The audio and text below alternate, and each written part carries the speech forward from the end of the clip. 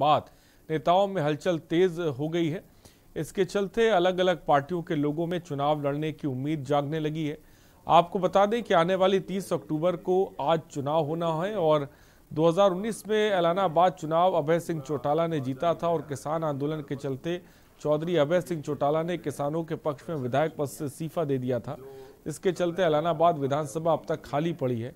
अब आने वाली 30 अक्टूबर को यहाँ पर चुनाव होने। लेकिन ये सेंटर सरकार का मुद्दा है, स्टेट सरकार का नहीं है। स्टेट सरकार ने हम देखिए तिवारी जी, ऐलानाबाद चुनाव डिक्लेयर हो चुका आज और ऐलानाबाद के अंदर बहुत बढ़िया चुनाव होगा, क्योंकि जो आने वाला समय ऐलानाबाद प्रगति के लिए है और अभी जेजेपी और बीजेपी ने फाइनल करना है कि मीटिंग के दौरान कि टिकट किसी के हिस्से में आती है।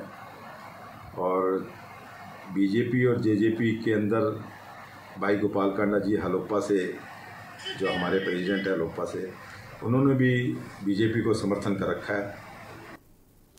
और खबर पलवल से, जहां नेशनल हाईवे 19 स्थित औरंगाबाद गांव में एक ही परिवार के 3 बच्चों सहित 5 लोगों के शव घर के अंदर मिले हैं। पहली नज़र में ये माना जा रहा है कि पारिवारिक कलह के कारण घर के मुखिया नरेश कुमार ने पहले अपनी पत्नी, 2 बच्चों और एक भतीजी की हत्या की, फिर खुद भी फंदे से लटक कर आत्महत्या कर ली। फिलहाल पुलिस मामले की जांच कर रही है।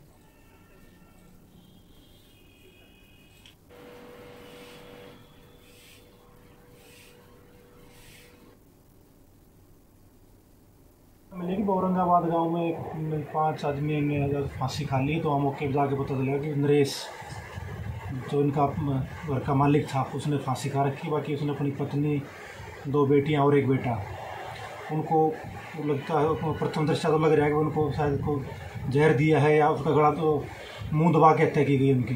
कोई भी नहीं है। इनके जो पिताजी ने बताया कि जैसे ही वो सुबह उठे हैं तो उन्होंने देखा कि जो पशुओं को चारा वगैरह नहीं डला है, तो उन्होंने अपने बेटे नरेश को आवाज़ लगाई है, नरेश नरेश नरेश कई बार।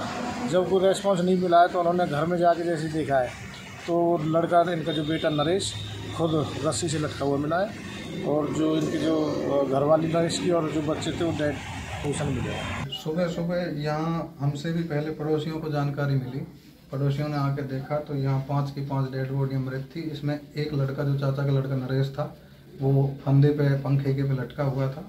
उसको पड़ोसियों ने उतारा है। उसके बाद वहाँ किसी ने जाके बताया हमारे घर पे, तब मैं सबसे पहले आया हूँ। मेरे को यहाँ और पड़ोसी मिले डेड बॉडी उतारने के बाद में।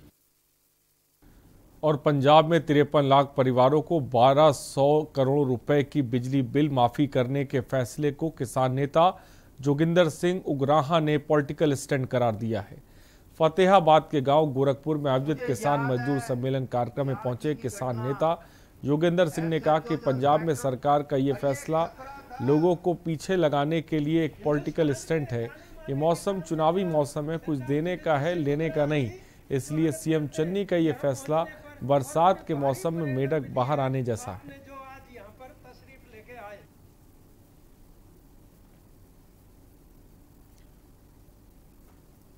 तो बिजली माफी पर किसान नेता का बड़ा बयान, कहा ये पॉलिटिकल स्टंट है।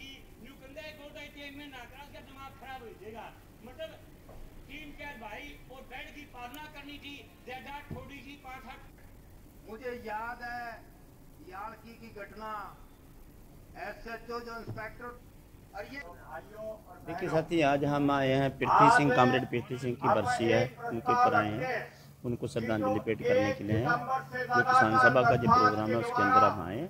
उनकी जो सोच थी, उसी की सोच के आधार पर जो आंदोलन चल रहा है कारपोरेट के खिलाफ, उनकी सोच थी, उनकी पार्टी की सोच थी। वो अपनी सारी जिंदगी इस आंदोलन के लिए कारपोरेट के खिलाफ लड़ते हुए लगाते हुए, यही भगत सिंह की सोच थी, जिसकी उनको श्रद्धांजलि देना है हम। और सिरसा के रोड़ी क्षेत्र के दर्जनों गांव के किसान आज गुलाबी सुंडी से बर्बाद हुई काटन के फसल को लेकर लघु सचिवालय में पहुंचे। पहले किसानों ने लघु सचिवालय के आगे प्रदर्शन किया, उसके बाद किसान गेट पर खड़े सुरक्षा कर्मियों से टकराते हुए डीसी ऑफिस तक पहुंच गए। किसानों का विरोध प्रदर्शन देख प्रशासन के पसीने छूट गए। इस दौरान किसानों ने कहा कि वो 2 घंटे से अधिकारियों का इस्तीफा इंतजार, माफ कीजिएगा, कर रहे थे, लेकिन उनसे मिलने कोई नहीं पहुंचा।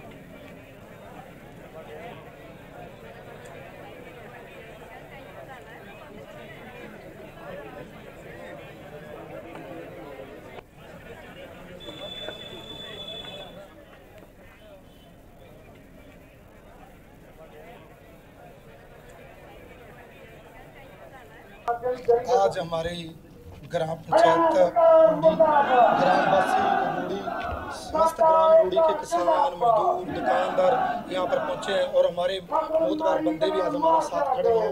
हमारे गांव के पंचायत जिम्मेदार बंदे भी हमारे।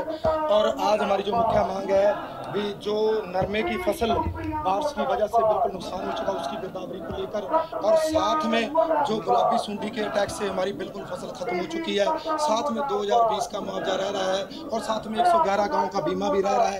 साथ में जो मजदूर भाईचारा हमारे नरमा चुकाई करने के लिए आए थे, उनकी भी 20,000 रुपया पर परिवार को देने के लिए मांग करने आए हैं। और साथ में कृषि यंत्रों का जो सब्सिडी देते हैं 80%, 50%, उसकी भी मांग करने आए हैं।